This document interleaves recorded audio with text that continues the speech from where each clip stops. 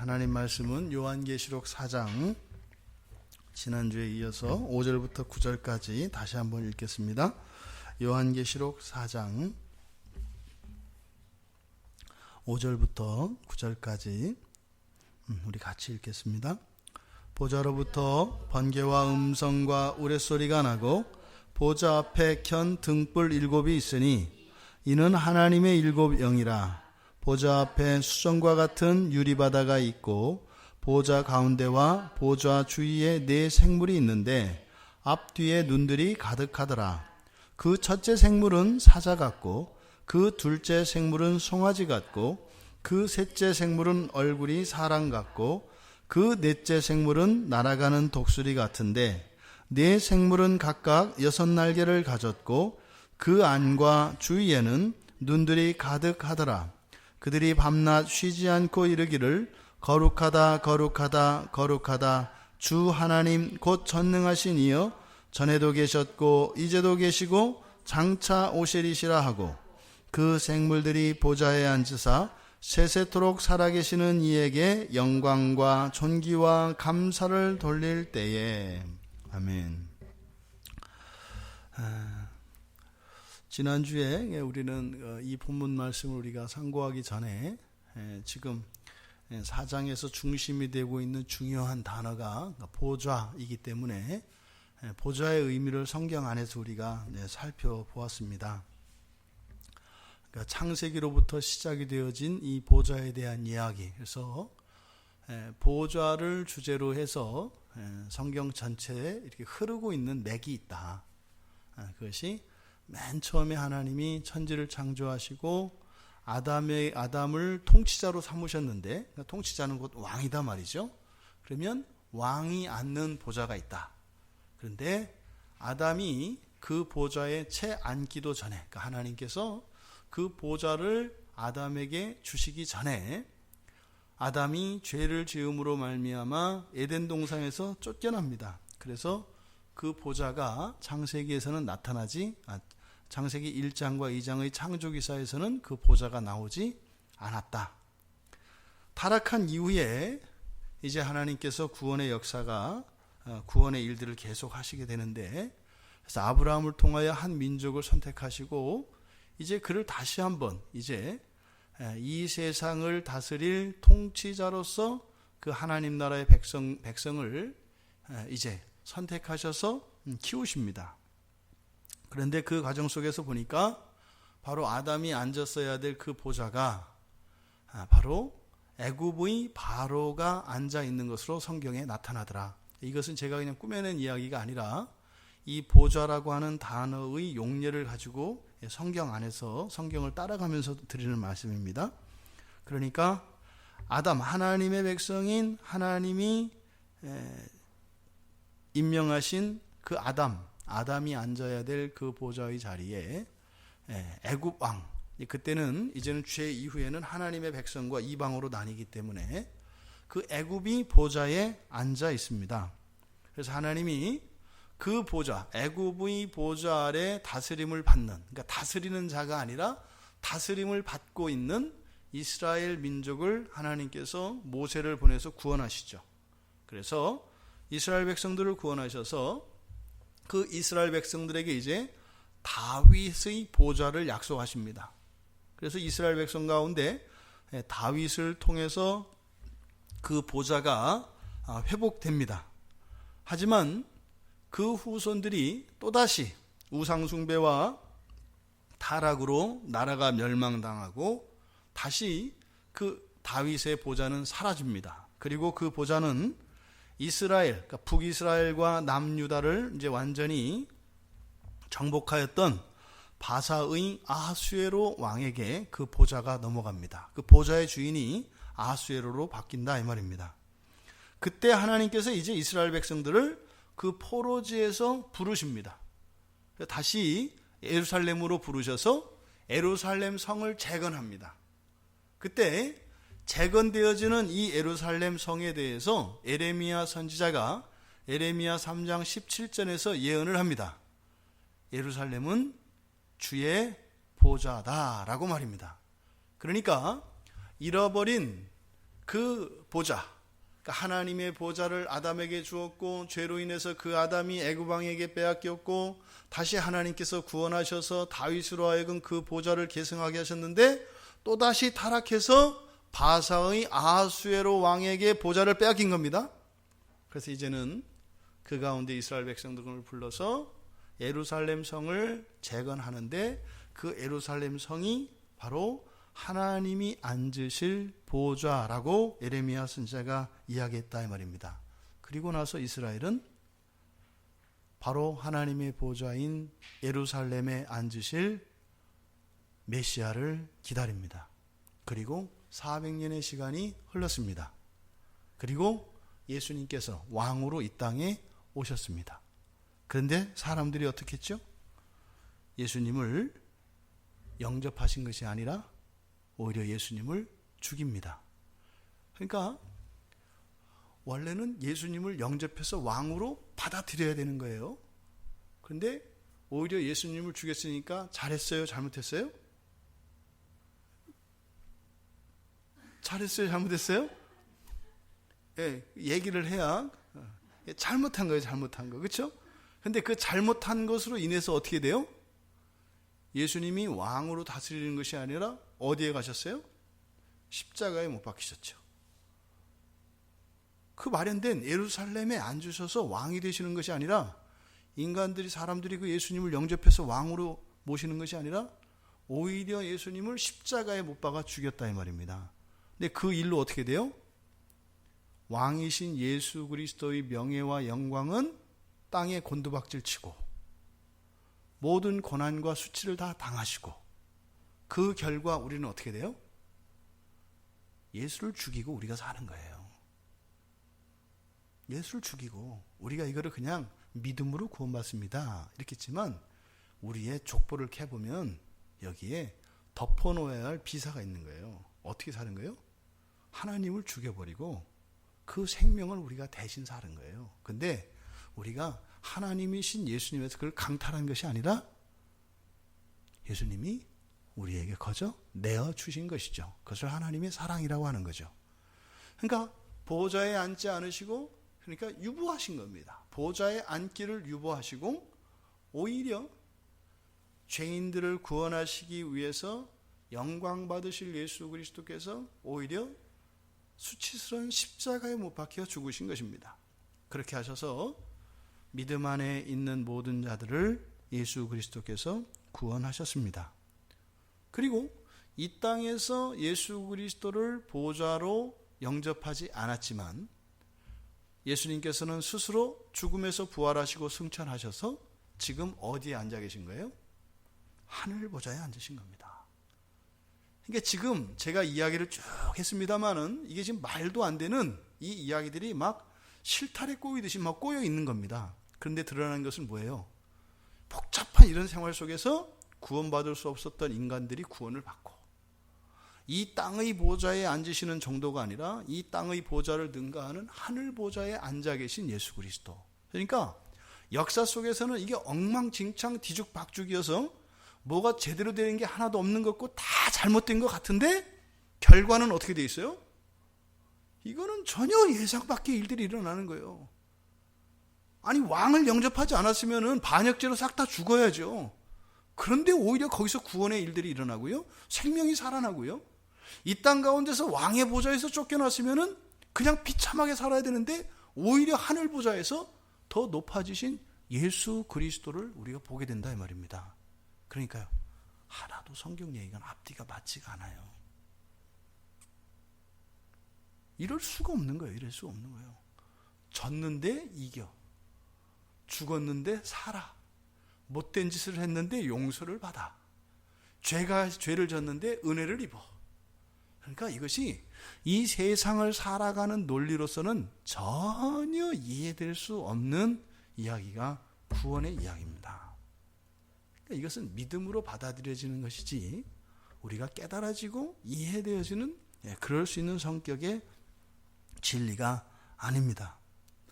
결국 첫 아담이 앉도록 마련되어졌을 그 보좌, 바로 둘째 아담이신 예수 그리스도께서 하늘 보좌에 앉으신 이 장면, 이것은 뭐예요? 바로 아담이 죄를 지음으로써 유보되었던 그 보좌에 앉는 일이 예수 그리스도를 통해서 성취가 된 거예요. 그러니까 첫 번째 창조의 완전한 완성, 성취, 이것이 예수님이 하늘 보좌에 앉아 있는 것이고, 또 하나 그 죄인들을 구원하시고 이 죄인들 안에 있는 여전히 이 못된 성품들과 아직 덜 된 것들과 고장난 것들, 병든 것들, 이것을 완전히 회복시키신 상태, 이게 바로 예수님이 하늘 보좌에 앉아 있는 것이다, 이 말씀을 드렸습니다.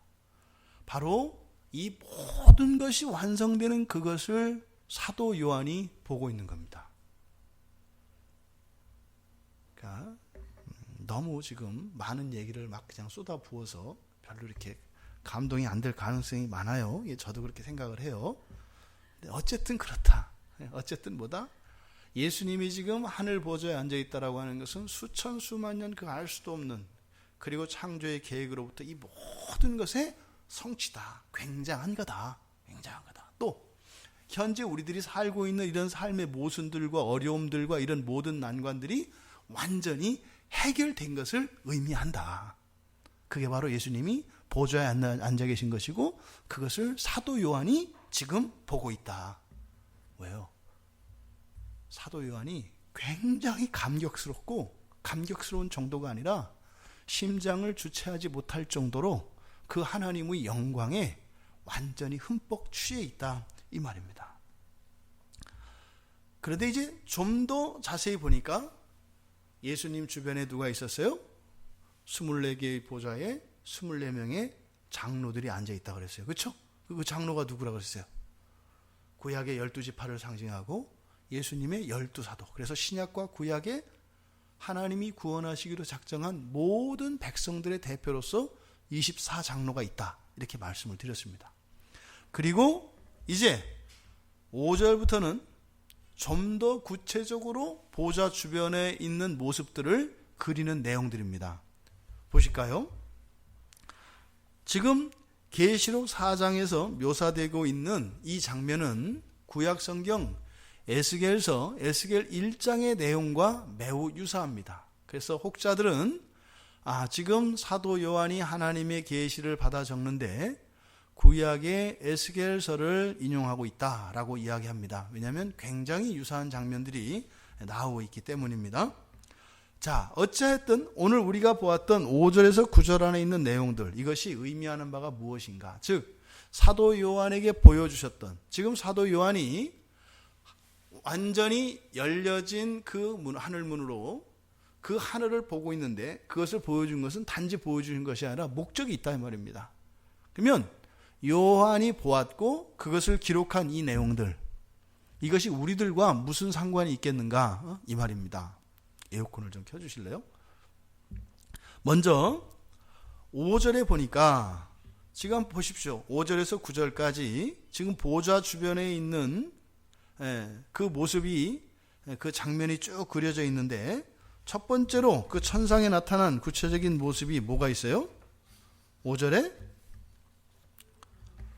먼저 여러분들이 오감을 다 사용하셔야 됩니다. 우리는 보고 듣고, 그렇죠? 느끼고 맛보고 이렇게 할 수 있잖아요. 근데 지금 5절에서 먼저 지금 뭐가 나와요? 보좌로부터 소리가 들립니다. 소리와 빛. 그러니까 이제 눈으로 보여지죠. 그렇죠? 눈으로 번쩍이는 번개가 보여지고요. 또 음성이 들리고요. 우레소리는 뭐죠? 우레소리. 천둥소리예요. 우르릉 쾅쾅 천둥소리. 그죠? 천둥소리가 들려요. 그러니까 우선 이 청각적인 요소로 이렇게 들려왔어요. 또 번개도 눈에 보였어요. 지금 나타난 게 그겁니다. 그 다음에 두 번째로 바로 뒤에 보니까 그 옆에 뭐 있어요? 보좌 앞에 등불, 7등불이 있습니다. 7등불. 그 7등불이 누구라고요? 하나님의 7영이라고 합니다. 그러니까 지금 번개가 번쩍번쩍 빛나는 빛이 있고, 주님의 음성이 들리고, 우르릉 쾅쾅 우레소리가 들리고, 그런데 그 보좌 앞에 보니까 등불이 7개가 있습니다. 그리고 6절에 가니까 그 보좌 앞에 또 뭐가 있어요? 수정과 같은 유리바다가 있대요. 유리바다가 있고, 또 보좌 가운데 보좌 주위에 보니까 네 생물이 또 있습니다. 네 생물이. 그래서 그 뒤에는 그 네 생물에 대한 쭉 설명이 나와 있어요. 근데 이게 지금 무슨 얘기하는 것 같으세요? 그러니까 뭐 하는데 이게 별로 와닿질 않아요. 그죠? 괴물이죠. 괴물. 맞아요. 괴물이라. 뭐 날개에 또 눈도 꽉 차고 앞뒤로 막 눈도 있고, 이거는 뭐 듣도 보도 못했던 거예요. 그러니까 이런 이미지들을 보통 이제 그 사람들이 가져다가 이런 무슨 공포 영화나 이런 데 이제 사용을 하는 거예요. 이런 게. 자, 그럼 이것이 그럼 왜 사도 요한이, 주님은 이것을 사도 요한에게 왜 보여주셨고, 또 사도 요한은 그것을 왜 기록을 했을까요? 거기는 주님의 뜻이 있어요, 없어요? 있어요. 누구를 위해서 기록한 거예요? 우리들을 위해서 기록한 거예요. 근데 우리가 맨 괴물밖에 안 나온단 말이죠. 그러니까 이 의미를 우리가 알아야죠. 그럼 먼저 보좌로부터 나온 그 번개와 음성과 우레소리, 이게 들려요. 여기서 이제 번개라고 번역되어진 이 단어는, 그러니까 이 지상에 있는 것으로서 표현할 때 번개가 가장 맞는 거예요. 근데 보통 여러분들이 번개하면 딱 떠오르는 느낌이 어떤 느낌이에요? 캄캄한 가운데에서 빛이 그냥 번쩍하고 사라지죠. 근데 그 빛은 맞는데, 사실은 여기서 이 번개, 여기서 보좌로부터 나오는 이 번개로 번역되어진 이 단어는 그냥 이게 뭐죠? 제우스가 이렇게 벼락, 번개를 던지는 그런 것이 아니라 계속되는 겁니다. 이게 번쩍거리는 불꽃 같은 거예요. 계속해서. 그러니까 번쩍 하면서 빛이 계속 나오는 겁니다. 번개처럼 한번 딱 하는 게 아니라, 여기서 말하는 번개는 어떤 거예요? 계속해서 그 밤하늘에 계속해서 무시무시한 번개가 어떻게 해요? 계속 벼락치는 것을 의미하는 거예요. 하나의 번개가 아니라. 이해되시죠? 굉장히 공포스러운 장면이라고요. 벼락이 여름에 심할 때 작년인가 재작년인가 막 벼락이 치기 시작하는데 엄청나더라고요. 그런 걸 말하는 거예요. 여기서 그냥 보좌로부터 번개가 나왔다 할 때 그냥 번개라고 하는 일반 명사 하나로 해서 번쩍 이렇게 하면 안 된다 이 말이에요. 뭐요? 그냥 막 번쩍 하면서 하늘 끝에서 땅 끝까지 엄청난 번개가 막 쏟아지는 겁니다. 빗방울처럼.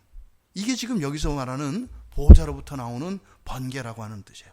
그런데 그 가운데, 이렇게 막 번쩍거리는 이 가운데 주님의 음성이 들려요. 주님의 음성이 들렸는지 어떻게 할까요?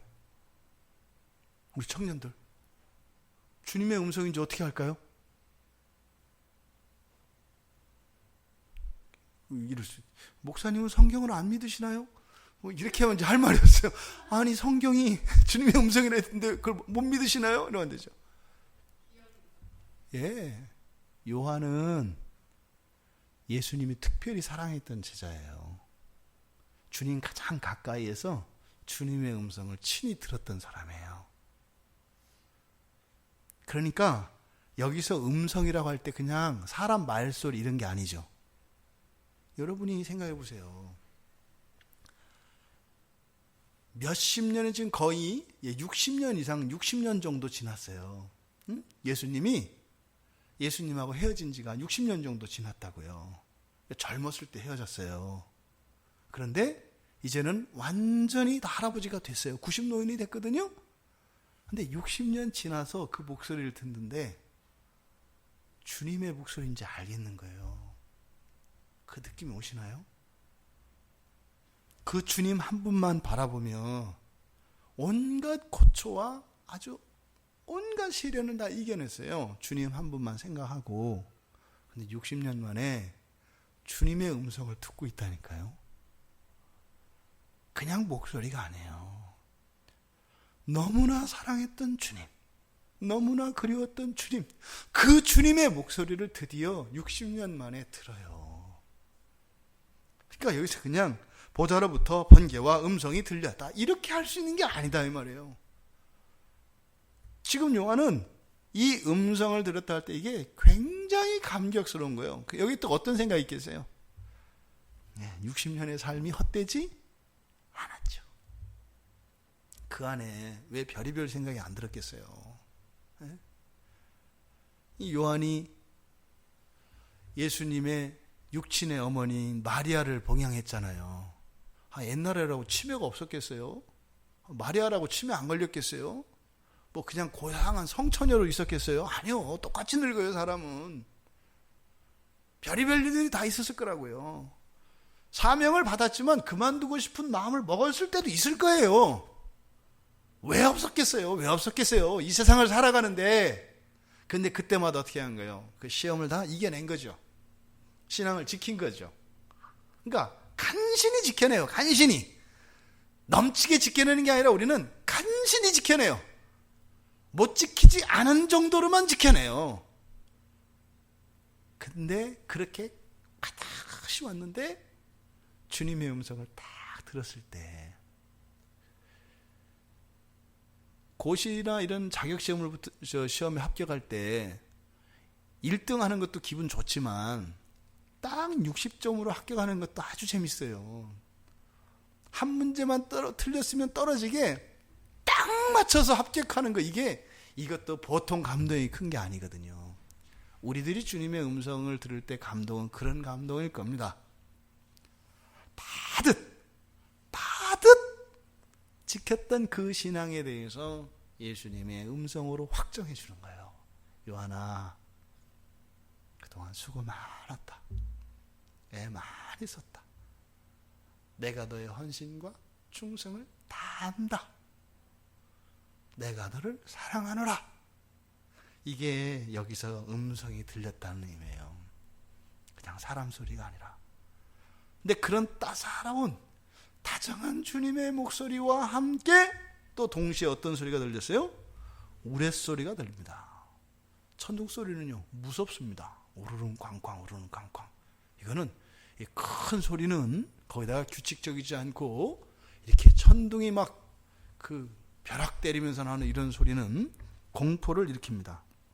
지금 이 장면은 출애굽기 20장 18절에서 모세가 보았던 그 장면입니다. 시내 산에서 하나님이 나타나셨을 때 그때 장면과 동일하게 지금 재현되고 있는 겁니다. 모세는 신명기 14장 12절에서 그 시내 산에서 그때 그 자리에 있지 않았던 후손들, 그 후손들한테 그 시내 산에서 하나님이 임재하셨을 때 그 흑암 가운데에서 구름 속에서 우레소리를 내며 말씀하셨던 그 장면들을 다시 한번 그 후손들에게 회상하면서 이야기하는데 이렇게 얘기합니다. 여호와께서 불길 중에서 너희에게 말씀하시되 음성뿐이므로 너희가 그 말소리만 듣고 형상은 보지 못하였느니라. 뭐라 그랬어요? 그때 뭐만 들렸다고요? 음성만 들렸다고요. 모세와 함께 시내산에서 여호와의 음성만 들었다고 이야기하는 거예요. 그런데요, 요한은요, 음성만 들린 것이 아니라 이제는 여호와의 형상을 보고 있잖아요. 주님을. 시내산에서 십계명이 선포되어질 때 하나님의 음성만 들었지만, 율법으로만 받아들였지만 이제는요, 완전한 주의 형상을 보고 있잖아요. 그러니까요, 모세도 감히 상상할 수 없었던 바로 그 자리에 사도 요한이 와 있는 것입니다. 이것은 마치 희미한 그림자와 같은 하나님의 형상을 알고 있는 구약의 백성과 사람으로 이 땅에 오셔서 구원을 이루신 예수 그리스도를 두 눈으로 똑똑히 보았던 신약 백성들과의 이 차이점을 여기서 나타내고 있습니다. 여러분들은 모세와 함께 있는 모세의 백성들이 아니라 사도들과 함께 있는 여호와의 음성뿐만 아니라 이미 여호와의 형상을 본바된 그 사도의 전통 위에 있는 신약교회의 교인인 것을 잊어서는 안 됩니다. 그건 무슨 말이에요? 여러분들 안에 우리 주 예수 그리스도의 영광에 대한 감격과 이런 벅차오름이 넘쳐야 된다는 겁니다. 그럴 수 있다는 겁니다. 다음으로 보여진 것은 7등불입니다. 근데 7등불을 여기서는 곧 하나님의 7영 이렇게 되어 있습니다. 하나님의 영은 무엇을 말하는 거죠? 성령을 말하는 겁니다. 성령을 말하는 겁니다. 앞에서 우리가 계시록 3장에서 사대교회에 편지를 쓰실 때 예수님이 예수님 자신을 소개하실 때 7영과 7별을 가지신 분으로 소개했습니다. 그러니까 그 이야기를 사도 요한이 글로 썼잖아요. 그때는 아직 하늘이 열리기 전이죠. 그때 예수님이 뭐라고 하셨어요? 내가 7영과 7별을 가진 자다 이렇게 얘기하셨는데, 그때 예수님한테 들었던 그 말씀을 지금 어떻게 하는 거예요? 눈으로 보고 있는 거죠. 보좌 앞에 7등불이 7영이 있는 거예요. 주님이 그때 사대교회에게 편지 쓸 때 7영과 7별을 지니셨다는 분이 진짜였구나. 그걸 지금 눈으로 확인하고 있는 겁니다. 그런데 여기서 말하는 하나님의 7영이라고 하는 것은 두 가지 해석이 있는데, 여기서는 주류적인 해석은보다 성령이다라고 말씀을 드렸어요. 그러니까 지금 여기서 성령을 7영이라고 한 이유는 이사야서 11장 2절과 3절에 나와 있는 여호와의 영, 그 하나님의 영, 성령에 대한 그 소개가 7가지로 나와 있기 때문에 그것을 7영으로 한다 이렇게 말씀을 드렸습니다. 그러니까 지금 보좌 앞에 7등불이 있다, 곧 7영이 있다, 그러니까 성령이 있다, 이 말은 어떤 의미예요? 지금 성령과 함께 계신, 성령과 함께 하신 예수님을 두 눈으로 보고 있는 것입니다. 그 다음에 세 번째로 수정 같은 유리바다가 펼쳐 있습니다. 수정 같은 유리바다. 여러분들은 이렇게 수정 같은 유리바다 했을 때 이게 무슨 의미일 것 같으세요? 한번 이렇게 상상력을 동원해 보셔야 돼요. 보석 종류 많아요. 그렇죠? 왜 이왕이면 예수님 계시고 이렇게 하는데 뭐 다이아몬드나 뭐 사파이어나 이런 걸 하지 않고 왜 수정이라고 했을까? 그리고 바다라 그랬어요. 그렇죠? 그리고 왜 유리바다라고 했을까? 의미가 있다 이 말입니다. 의미가 있다 이 말입니다. 왜 이렇게 얘기했을까? 지금 보세요. 지금 보좌 앞에 수정 같은 유리바다가 쫙 펼쳐 있어요. 그러니까 지금 보좌가 어디에 있는 거예요? 그 유리바다 위에 있는 거죠. 왜 바다 위에 있다 그랬을까요? 왜 바다 위에 있다 그랬을까요? 넓고 크니까. 하늘이 더 넓고 크지 않을까요? 맑으니까. 하늘도 맑으면은 그러니까 항상 어떻게 돼요? 우리가 이렇게 질문을 우리 스스로 던졌을 때는 성경 안에서 그 답을 자꾸 찾아내려고 해야 돼요. 그런 힘을 자꾸 키워야 된다 이 말입니다.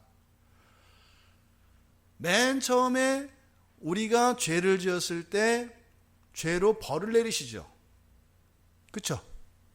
그때서 뱀에게 또 하와에게 아담에게 이게 벌을 내리시잖아요. 그렇죠?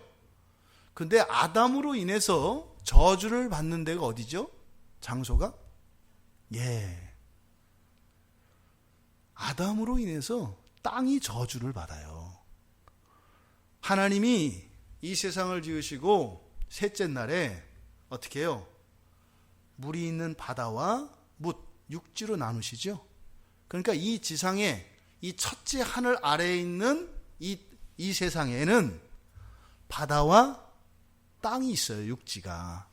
그런데 첫 아담이 죄를 지었을 때 아담으로 인해서 땅이 저주를 받습니다. 그러니까 하나님이 거하시기에 합당한 곳이에요? 합당하지 않은 곳이에요? 합당하지 않아요. 그래서 하늘에서 계시가 내려서 성소를 만드셔서 이 땅 가운데 특별한 공간을 특별히 거룩하게 하셔서 그 저주로부터 완전히 독립된 공간을 만드셨었죠. 거기가 지성소란 말이에요. 그런데 지금 다 없어졌잖아요. 회파되고. 그러니까 이 땅에는 하나님이 거하실 곳이 있어요? 없어요? 없어요. 모순이에요. 저주를 내렸으면 거룩하신 하나님이 계실 곳이 없단 말이에요. 그러니까 주님이 어디 앉으세요? 저주에서 저주 밖에 있는, 저주받지 않은 어디로 나타나는 거예요? 바다로 나타나는 거예요. 바다는 저주에서 무관합니다. 바다는. 그런데 바다도 그냥 바다가 아니라 무슨 바다라 그랬어요? 수정 같은, 이게 지금 수정 같은 유리라 그랬어요. 왜 유리바다라고 했을까? 제가 되게 궁금한 거예요. 왜 유리바다라고 그랬을까? 왜? 그러니까 유리가 가지고 있는 특성과 관계되어 있습니다. 분명히. 그렇죠? 그런데 또 수정 같은 유리래요. 그냥 유리바다만도 아닌 거예요. 그러니까 뭐예요? 유리가 가지고 있는 어떤 특성과 수정이 가지고 있는 어떤 특성으로 바다를 나타내려고 하는 거예요. 그렇죠? 그러니까 그럼 이게 뭘까? 이 유리가 뭘까? 그럼 먼저 수정 같은 유리 그랬으니까 사실은 비유에 쓰인 수정이나 원래 지금 설명하고 있는 유리나 공통점, 유사점이 있어야 돼요. 그래야 뭐뭐 같은 이렇게 할 수 있는 거거든요. 멍멍이 같은 사람, 그래야 뭐예요? 이 사람과 그 멍멍이성에는 공통점이 있는 거죠. 그러니까 여기서 말하는 수정과 유리의 공통점, 우리 알 수 있잖아요. 뭐예요? 둘 다 투명한 거예요. 그러니까 수정이나 유리나 투명하다는 점에 있어서 같아요. 그러니까 지금 예수님의 보좌가 있는 그 보좌 밑에는 바로 투명한 바다예요. 투명한 바다. 근데 그 투명한 바다를 투명한 것뿐만 아니라 유리의 성질과 수정의 성질을 가지고 지금 무엇인가를 계시해 주려고 하시는 것이죠. 수정하고 유리에 비해서 이 수정은 굉장히 강합니다. 이 보석들의 강도를 따지는 지수가 있어요. 그러니까 강한 정도를, 그러니까 물질들이 얼마나 강하냐, 이거를 그 수치로 먹입니다. 그래서 가장 약한 걸 1이라고 하고, 그리고 가장 강한 걸 10이라고 할 때 이 수정의 위치는 7입니다. 7. 굉장히 강한 물질이에요, 수정이. 유리는 그렇게 강하지 않거든요.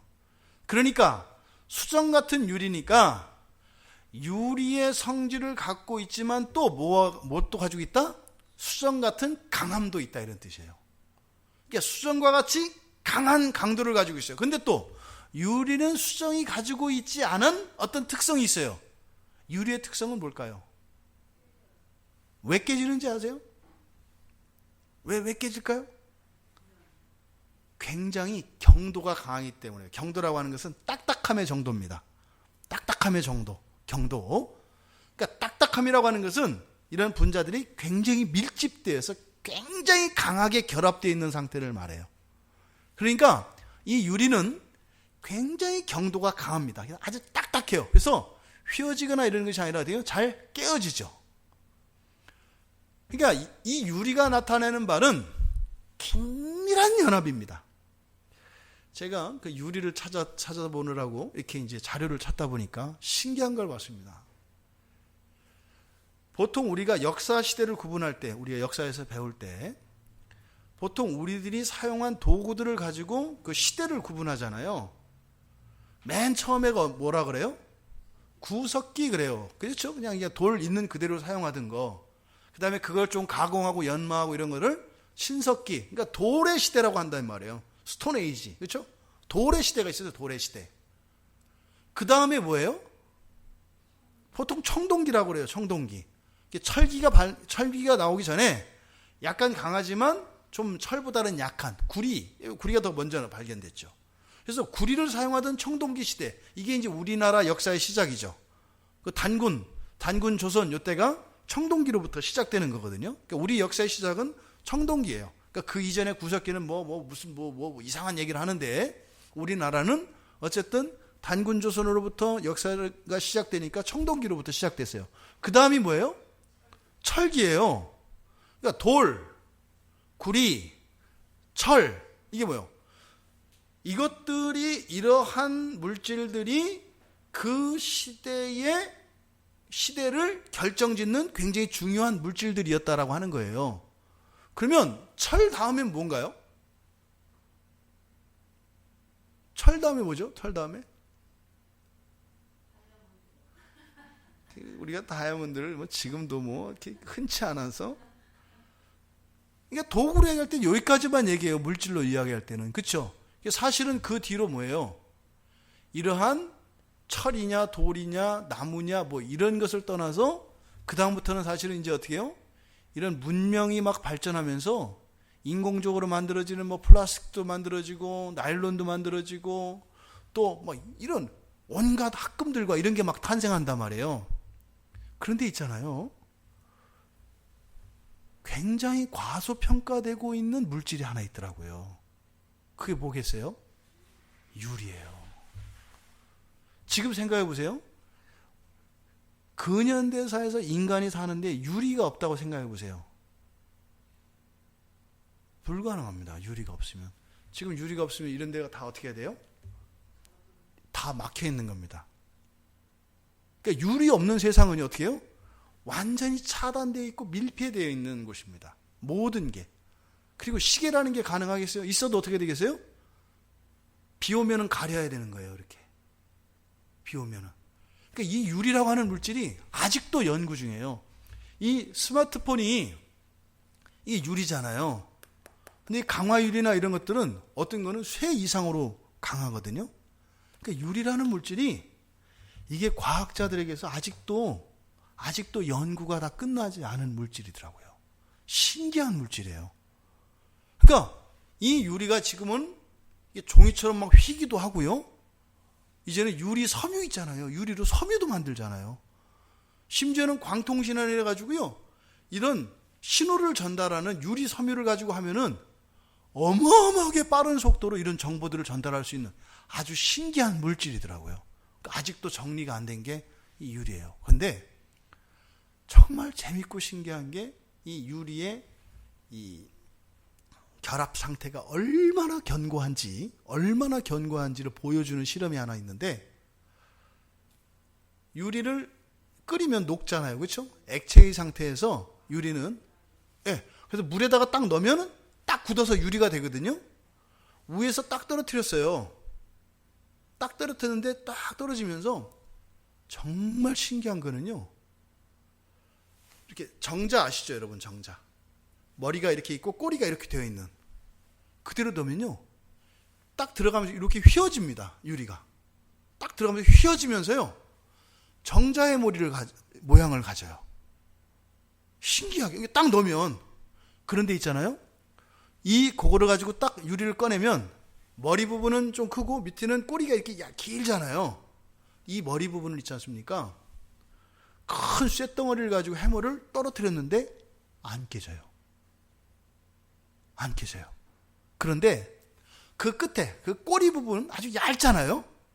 그 얇은 데를 벤치로 딱 자르면 잘라지겠어요? 안 잘라지겠어요? 당연히 잘라지겠죠. 아주 얇으니까요. 아주 얇아요. 실처럼. 근데 거기를 딱 잘랐어요. 어떤 일이 일어났을 것 같으세요? 예. 끝에 얇은 끝에를 딱 분질렀는데요, 해머를 그 쇳덩어리를 떨어뜨려도 안 깨졌던 머리 부분까지 있잖아요, 동시에 폭발하는 것처럼 팍 터져버려요. 이해할 수 없잖아요. 여러분들이 혹시 위급한 상황이 돼서 차에 있는데 차가 물에 빠졌어요. 깨고 나와야 되잖아요. 안 깨집니다. 그러니까 유리를 깨는 방식은 어떻게 해야 되는 거예요? 가장 약한 데를 딱 깨트리면 그게 전체에 영향을 미쳐서 동시에 깨져버려요. 그래서 유리의 가운데를 깨려고 하면 차 가운데는 절대로 못 깬답니다. 해머를 쳐도 안 깨져요. 그래서 유리의 창틀 끝에 부분 있잖아요. 끝에 부분은 약하잖아요. 거기를 망치나 쇠붙이 같은 것으로 끝에를 딱 치면 동시에 뻑 하면서 유리가 다 깨져요. 뭘 말씀드리려고 하는 거냐면, 이 유리라고 하는 성격이 뭐예요? 물질이에요. 이거는 생명체가 아니에요, 유리는. 그런데 가장 이 유기체, 생명의 결합과 가장 유사한 결합을 가지고 있는 게 유리예요. 다른 거는 어디 깨치면 거기만 깨져요. 근데 유리는요, 전체가 그 끝에 얇은 데를 딱 분질렀는데 전체가 팡 하고 터져버려요. 마치 사람과 같이 우리가 어디 한 군데를 다치면 어디가 아파요? 온몸이 다 아프죠. 야, 이 유리라는 물질인데 마치 생명이 있는 유기체적인 결합을 가지고 있는 성격을 가지고 있더라고요. 거기다가 수정과 같다 그랬으니까 강하다 그랬어요. 근데 지금 보세요. 예수님이 지금 앉아 계신 곳이라 그랬죠. 아까 에레미야 선지자가 예루살렘 성을 하나님의 보좌라고 한다 그랬죠.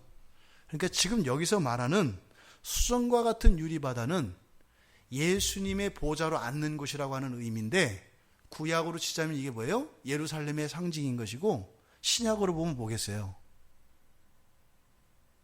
교회를 의미하는 거예요. 교회를. 수정과 같은 유리바다라고 하는 것이 바로 머리 대신 예수 그리스도께서 앉으시는 그 자리, 바로 교회를 상징하는 말이 이 수정 같은 유리바다라는 말이다 이 말입니다. 이 모습을 보니까 물 위를 걷던 주님이 생각이 나요. 물 위를 걷던 주님이. 그러니까 주님이 그 물 위를 걸었던 것은 바로 이 보좌를 또 연상시키더라 이 말이에요. 근데 그때는요, 풍랑이 있는 바다였죠. 지금은요, 고요합니다.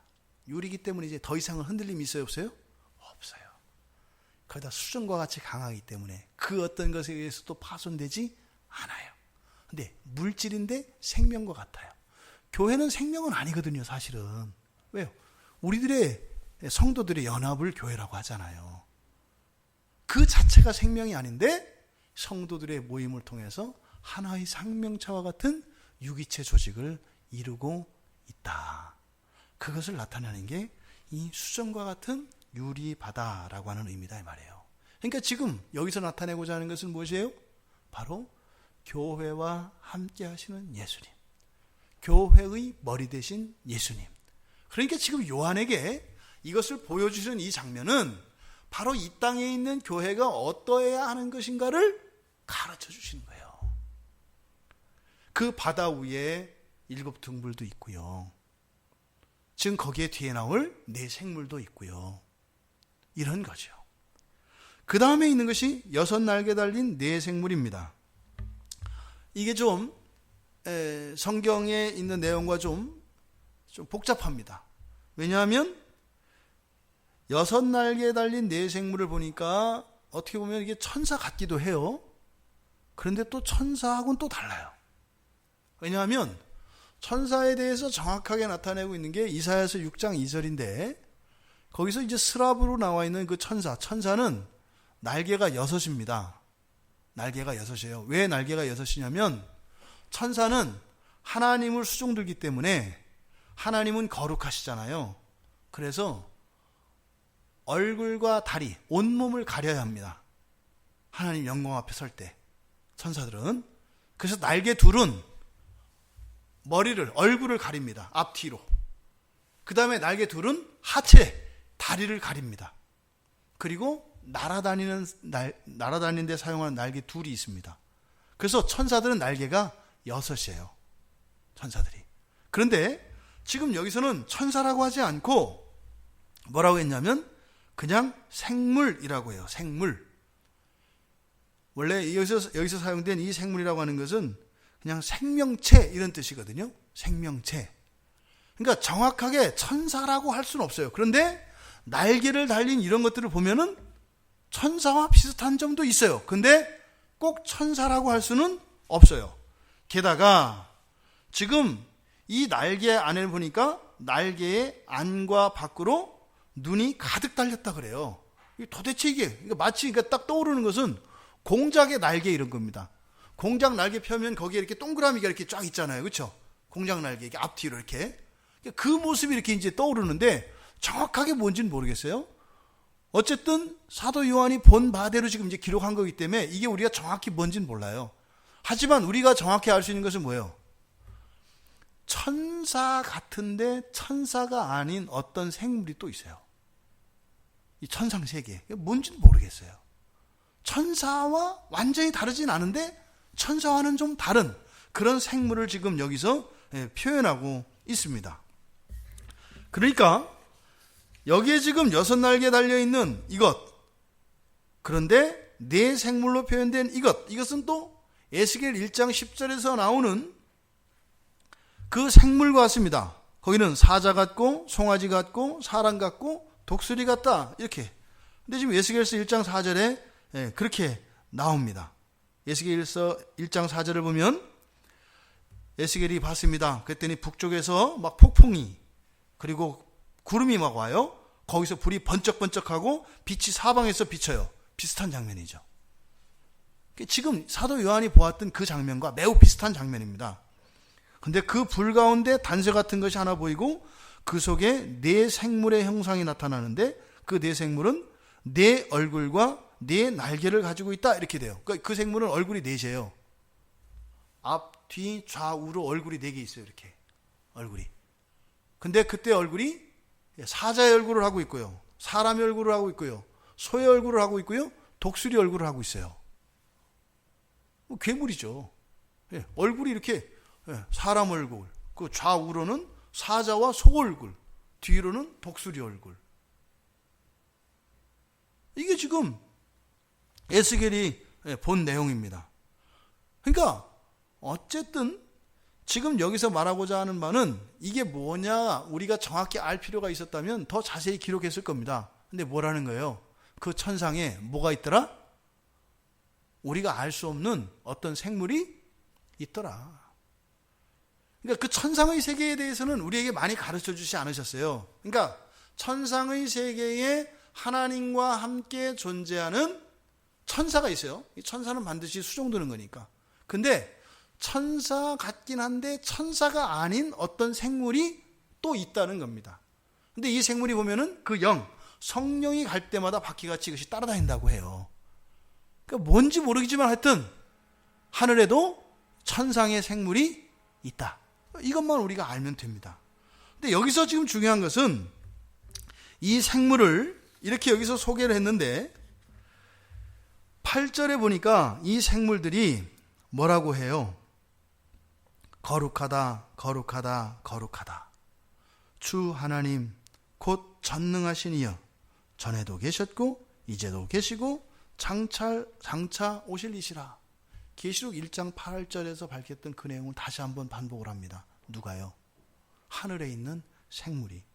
그리고 나서 9절에서 이 생물들이, 이게 중요한 거예요. 보좌에 앉으사 세세토록 살아계시는 이에게 영광과 존귀와 감사를 돌리고 있어요. 지금 사도 요한이 여기서 이야기하고자 하는 바는 바로 뭐예요? 교회의 원형, 그 하나님 나라의 원형이 무엇인지를 이 그림을 통해서 우리에게 보여주시고, 또 그것이 장차 마지막 날에는 예수 그리스도 안에서 완전히 통합이 되어질 천상의 어떠한 존재들에 대해서 이야기를 하는데, 그 천상의 존재들도 교회에서 어떻게 하더라? 같이 하나님께 영광과 존귀를 올려드리더라. 지금 요한이 이 계시를 통해서 우리에게 보여주고자 하는 것, 바로 그겁니다. 완성된 그날의 모습을 요한에게 보여주셔서, 또 요한이 그것을 기록하도록 하셔서 그 기록의 내용을 가지고 우리들이 봄으로써 아직 미완성의 상태로 그 완성된 그 천상의 그 완성된 모습을 이루어가고 있는 현재 진행형에 있는 이 교회들의 마땅한 도리들과 어떠해야 함을 가르쳐주고 있다, 이 말입니다. 그럼 이 본문 말씀을 통해서 우리가 깨달을 수 있는 이 진리의 내용들을 정리해 보면, 구약의 주님의 보좌로 예비된 예루살렘은 곧 신약의 교회를 예표하는 것이다. 교회를 예표하는 것이다. 근데 그 주님이 앉으실 보좌가 지금 요한이 보았던 것처럼 그렇게 수정과 같은 유리바다와 같은, 그래서 주님이 앉으실 만한 그런 보좌로 준비되어야 한다라는 겁니다. 그래서 여기에서 제시되고 있는 보좌와 그 음성과 우레소리, 일곱 등불, 수정 같은 유리바다, 그리고 이 네 생물의 이 찬양하는 이런 모습을 통해서 교회가 어떠해야 하며 지상을 살아가고 있는 그리스도의 삶이 어떠해야 하는 것인가를 우리에게 천상을 보여주심으로써 우리에게 행해야 할 바와 우리가 무엇을 추구해야 되는지를 가르쳐주고 있다, 이 말입니다. 먼저 보좌와 음성과 우레소리를 통해서는 우리가 뭘 생각할 수 있겠습니까? 참된 말씀이 순전하게 선포되어져야 하며, 또 우레소리와 번개소리는 곧 하나님의 절대 주권을 상징합니다. 그래서 교회는요, 참된 말씀이 순전하게 선포되어야 하고 오직 주님의 절대 주권만이 인정되는 교회이어야 한다는 겁니다. 두 번째로 일곱 등불, 곧 일곱 영을 통해서는 바로 성령의 은사와 성령의 능력의 역사가 일어나는 교회이어야 한다는 겁니다. 성령의 역사는 교회 안에 반드시 일어나야 합니다. 이게 없어지면 어떻게 될까요? 그것을 대신하는 무엇으로 채워야 되죠? 그럼 어떻게 될까요? 많은 행사와 일들이 생깁니다. 그리고 사람들의 모임과 쓸데없는 것들이 교회 안에 계속 생기게 됩니다. 성령의 은사와 성령의 역사가 일어나지 않으면 그렇게 되는 겁니다. 근데 성령의 역사가 일어날 때는 어떻게 해야 돼요? 기다려야죠. 성령께서 일하실 때까지 기다려야 한다, 이 말입니다. 그런데 조급하고 성마른 사람들은 어떻게 돼요? 그것을 기다리지 않고 성령의 역사가 일어나기 전에 사람들이 무엇인가를 인위적으로 조작해내고 만들어내고 업적과 공적을 쌓는다, 이 말입니다. 그러면 또 기다리지 않았기 때문에 성령의 역사가 일어나지 않아요. 그러면 어떻게 됩니까? 점점 더 많은 일들과 더 많은 것들을 새롭게 더 많이 만들어가야 합니다. 여러분들이 지금까지 경험했던 교회를 생각해 보시면 어떤 의미인지 잘 아실 것입니다. 그래서 참된 하나님의 교회는 바로 성령의 은사와 능력이 나타나야 되는 것이다. 세 번째로 수정 같은 유리바다, 아까 우리가 살펴보았던 것처럼 견고한 연합이 있는 교회여야 합니다. 견고하게 연합되어 있어야 합니다. 뭐예요? 꼬리가 잘려도 머리까지 완전히 전체가 부서지는, 이건 뭐예요? 함께 느끼고 함께 누리며 공동 운명체로 살아가는 것을 말하는 거죠. 또 그런 견고한 연합만 가지고 있고, 그렇게 어느 약한 부분이 공격당했을 때 전체가 깨어져 버린다면 너무나 취약한 교회가 아니겠습니까? 그러니까 그것과 견고한 결합과 함께 무엇이 있어야 돼요? 바로 강함이 있어야 합니다. 강함이. 그래서 어디를 공격받더라도 깨어지지 않는. 왜요? 어느 한쪽이 무너지면 그것이 전체가 무너지는 것이기 때문에, 이게 교회의 속성이기 때문에. 또 게다가 유리와 수정과 같은 투명함이 있어야 합니다. 이것이 참된 교회의 모습이라고 우리들에게 가르쳐 주시는 것입니다. 끝으로 하늘의 생물들과 함께 영원히 찬양과 영광을 오직 하나님께만 돌리는 교회여야 합니다. 오늘날은 너무나 많은 것들이 이 교회 안에 들어와서 오직 하나님 한 분만을 영화롭게 하고 오직 하나님 한 분만의 영광을 위하여 존재하는 것이 아니라 온갖 사심들이 다 섞여 있습니다. 온갖 제밥에 관심을 가지고 있는 이 인간들의 정욕과 이 모든 것들이 다 교회 안에 들어와 있습니다. 이러한 모든 것이 어디에서 나타날까요? 지금 이런 교회의 참된 교회됨, 진리의 말씀이 순전하게 선포되고 그 절대 주권이 인정되어지며 성령의 역사와 은사가 일어나고 견고한 연합과 그 강인함과 투명함, 그리고 하늘에 있는 생물들과 함께 하나님께 영광 돌리며 찬양하는 이 일이 어디에서 일어나겠습니까? 예배입니다. 바로 교회의 교회됨은 예배를 통해서 나타납니다.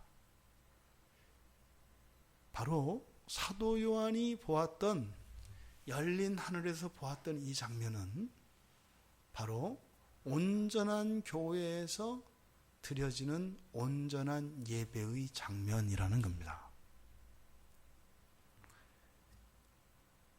성령의 역사는 진리 안에서 나타납니다. 또 진리 안에서만 그러한 견고한 연합과 강함이 가능합니다. 그리고 그 가운데에서만 영광을 받으십니다. 예배의 회복이 정말로 시급한 때입니다. 예배는요, 오직 하나님 한 분만을 위해서 나와야 합니다.